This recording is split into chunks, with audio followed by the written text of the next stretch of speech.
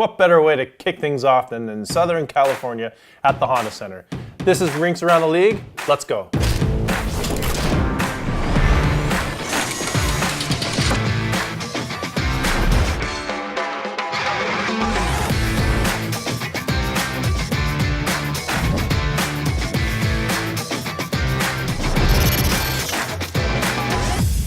Hey there and welcome to Rinks Around the League. I'm your host Jeff Nash, and if you're just tuning in and want to know a little bit more background of the series, click over here to watch the intro video. On today's episode, we're at the Honda Center in Anaheim, California, home of the Anaheim Ducks of the NHL. Construction of the Honda Center started back on November 8th, 1990 and opened on June 19th, 1993 at a cost of $123 million.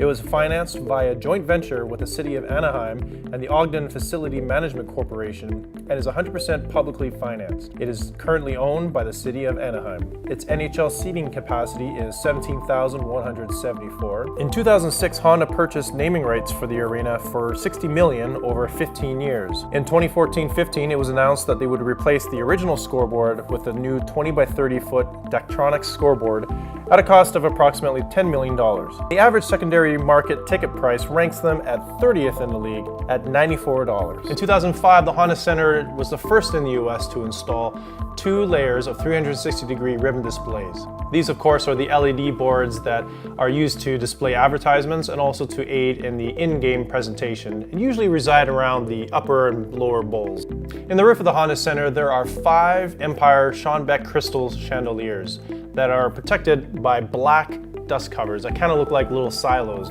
and are lowered for special occasions. Now, it was announced this past summer that the 2018-19 season, which is the 25th anniversary of the Honda Center, the Anaheim Ducks will be retiring Scott Niedermayer's number 27 and Paul Kariya's number 9 that will join Timo Solani's number 8 in the rafters. If you think about what a hockey rink should look like in the sand surf culture of Southern California, then the Honda Center kind of fits the bill. A few of the things that I first noticed walking into the Honda Center are the orange seats that are in the lower bowl, that green roof, and marble everywhere. The main concourse and half walls are all kind of a pink marble, and the upper concourse is also covered in marble. The upper concourse has surf-themed restaurants and bars that kind of adds to the laid-back surf feel of Southern California.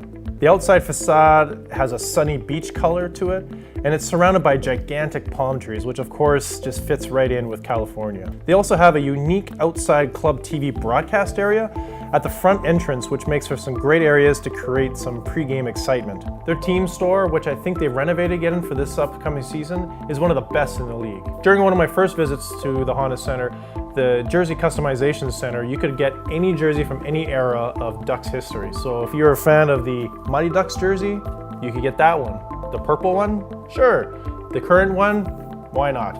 I'd say if you're a fan willing to shell out 300 plus American to get a customized jersey because you're a fan of that era, why not? And their team store has a massive selection of game-used equipment, jerseys, patches, hats, apparel. They have one of the best in the league. Now, for things that I don't like about the rink, there's nothing that really screams to me that I don't like about it, but there's nothing that really overall impresses me that I love about it either. It's a pretty simple design. You have a large lower bowl with mid-level luxury seating and then an upper bowl. Now, orange, although on brand, is kind of a bad choice for seating color. It makes it look kind of drab and dirty. I'm sure on day one of opening, it looked pretty bright and vibrant, but over time, it just makes it look kind of dirty and old. Although I think this season they're swapping out orange seats for black, so maybe that's a good thing. I guess the only other thing that I don't like about the Honda Center is that it's never full. So it's hard to create a really raucous atmosphere in there. Now, during the regular season games that I attended, it was never full, and even during the playoffs, it was not uncommon for opposing fans to come up to the gate and get tickets right away. In fact, in 2017, tickets were so readily available that fans were flying from Edmonton down to Anaheim to catch a playoff game. And probably what doesn't help with attendance is you have Angel Stadium right next door and Disneyland just down the street. In conclusion, the Honda Center suits its California team. It basically reflects the laid-back California vibe. The good news is if you're a hockey fan in Southern California, you're in a great spot.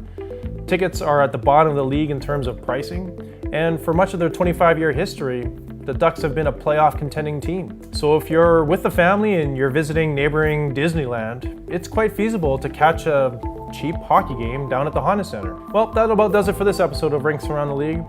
If you're a fan of the Ducks or live in Anaheim and go to the Honda Center quite regularly, tell me what you think. What are things that you like about the rink? What are some things you don't like about the rink? On the next episode of Rinks Around the League, we're going all the way to the other side of the US to visit Boston and TD Gardens, home of the Boston Bruins. If you like this series and you want to follow along, go to social media on Twitter and Instagram at _the_Rinks, Facebook at the Rinks, and if you're watching this on YouTube, subscribe and click that bell to get notified of future episodes. All right, that does it for me.